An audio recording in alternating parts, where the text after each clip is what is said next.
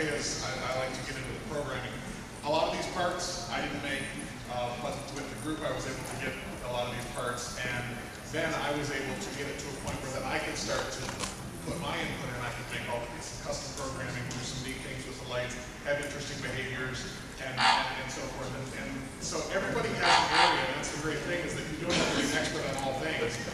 You can get help from other people. There are other people who are more than welcome to help. You know, we had a builder who had an electronic problem, didn't know anything about electronics. He just set his stuff up, had somebody help. 4 or 5 people who helped him get it working and get it all fixed. So that's definitely a positive of our group as well. So. Yeah, one thing about the project of building an R2, just as a whole, it may seem overwhelming. It is a big project, but when I was building mine, I was thinking, oh, how am I going to do all this? There's a ton of parts in it. And you just break it down into little chunks. You know, I would sit on my breaks at work and cut pieces of plastic for the vents on the sides and things like that. And I would just put a piece together, you know, a little bit of super glue and $20 worth of plastic. And I had a vent piece, threw it in the box. And did that again, and kept doing that again. And 6 months later, I had all the parts for my R2 done, sitting in a box, ready to be assembled. But you just look at it in little pieces, and it just makes it a lot less daunting. When you look at a list of parts that somebody will post on the board that's a mile long of all these things that they have, they think, how am I going to do that? You know, just look at it as little chunks, and it makes the project go a lot easier. And when you have one piece finished, you can look at it and say, well, that's the center vent in the middle of the body there. And you compare it to the R2 on the screen, it's like, wow, I got an R2 part. It's a little bit of motivation to go on to the next part. Now I got all these parts of R2 sitting in a box in my house somewhere. And you just get a little more and more motivated every time you build something. Well, a great way to pass the time while you're watching Star Wars. Just because you need something else to do. A lot of people start with the dome because when it's done, I mean, it looks like you have R2. You really accomplished it. Yeah, it's R2 looking at you. Sadly, because he has no body or legs, so then you're going to one of those. We've talked about sort of that you can't buy a kit, you can build your own parts. And it's not to say you can't buy parts through the club. They are made at non-profit, so like Ben mentioned, you can buy every single part of this, not from the same person, it's not a kit. And you won't get it all pre-assembled. No, you still have work to do, and you'll be buying parts essentially from all over the world or all over the country. But there'll be a dome run. You'll see a lot of these are aluminum domes. Well, these will be they're 2-layered domes that are laser cut, and then you get it for the cost to make. But I mean, aluminum laser cut costs a lot of money. So, but you can't even buy that dome. You still have to sort of do a little bit of finish work to it. But every single part, I mean, if you were just, you can't build anything, you cut your fingers and you try to cut paper like you just are no good at that. Don't worry, you can buy individual parts, but you can't, it's not like a store where you go and you just purchase all the parts and we're not Toys R Us. No, this is all hobby for us. So, people who pour resin, they'll offer the resin parts to the group. It's usually your cheapest sort of method if you're going to purchase stuff.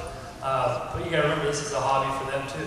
They don't need these parts. They're not making money off these parts. They're selling it to you for what it costs them to make their resin mold and pour the resin, and that's it. Ship it to you. So I mean, we're all doing this out of the love and our hearts for R2 and the other droids. But don't, it is overwhelming. I'm sure you're all thinking, no, I can't do this. Like I know I can. Yes, you can. You definitely can. Yes. Has any of the builders ever figured out how to make an R2 fly? Right up there with elephants and cows. Actually, I think Jerry Green's droid flew once on stage. Not the kind of flight we want. Very short flight, no one went down. You were overseeing the dome. Did you have a similar debate over the chrome versus this? Yeah, well, and exactly, because there were some domes made for the original trilogy. So I know I got to see one. Steve Sansweet has one in his collection. It's fiberglass, and then it was vacuum metallized. But all of the primary domes from the original trilogy are like these. They were spun aluminum. That is more realistic to me. Truly, to me, I like the spun aluminum look myself. It makes it look like a real machined object as compared to just chrome. too polished, too shiny. Yeah, one thing about R2's dome, it's not a hemisphere. Hemisphere. Yeah, it's not an actual dome. It's kind of egg-shaped.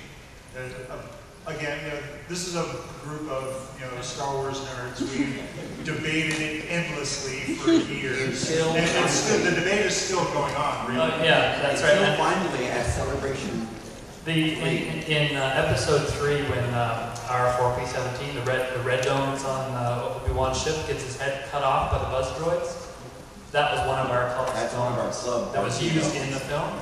So now we know that our domes are screen used because literally Lucasfilm purchased one of our domes from us and used it in the film. It was cheaper for them to purchase a dome from our club than for them to have send an order to a machine shop and have one made for this specific scene. So. But on that note still, there was still a lot of debate of, okay, what exactly is the exact right curvature? How high is the apex? How wide is it at that point and everything?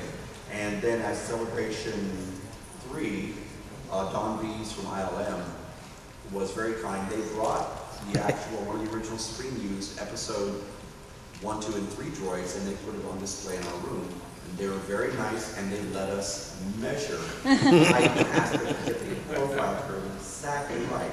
And then that's what our people used for making the exactly right aluminum dome. And then, so in a weird way, Lucasfilm got their dome back from us because of them, through us. And also, if you look at the domes in the movie, each scene, the dome will look a little different. It might have a panel missing, it might have a scratch somewhere. I mean, just in New Hope alone, R2 has 5 distinct color combinations because in some scenes, in the same scene where R2 and 3PO are arguing in the desert before they split up, in some scenes there's a ring around the front of R2's holo projector. In the back, it's black. In another scene a few seconds later, it's silver and it's on top. So in the same scene, sometimes things color change. Yeah, so if you're ever building a droid and you're not sure what color to paint, a panel, if it's supposed to be silver or blue, paint it whatever you want, because chances are that's It was that. one of the droids. Yeah, if you look at, yeah, I guess I'm going to You do forgot the R2D2 one. But if you come over to the room and compare a bunch of the blue and white R2D2s, the paint jobs are all different on them. I got a silver panel back here, somebody else will have a blue one. That's not supposed to be blue, that's supposed to be blue. See that blue panel, which is the blue frame, and it's got the silver center? In some scenes, that whole panel is solid blue, without the silver center. And yet, in Return of the Jedi, that little silver panel suddenly lights up red when R2 gets shot at the bunker. So, and yet... And some builders have actually recreated that so that their aluminum dome glows. Yeah, exactly. In New Hope, that same little panel with the aluminum center, it opens up and a claw reaches out of it to repair something wrong. So They do whatever they want. yeah, pretty much. I mean, in Jedi, the panel that opens up and pops out the lightsaber, it goes down and slides back. But yet in another movie, it pops open like a flap. So which way do you decide to pick it is up to you, which way it goes.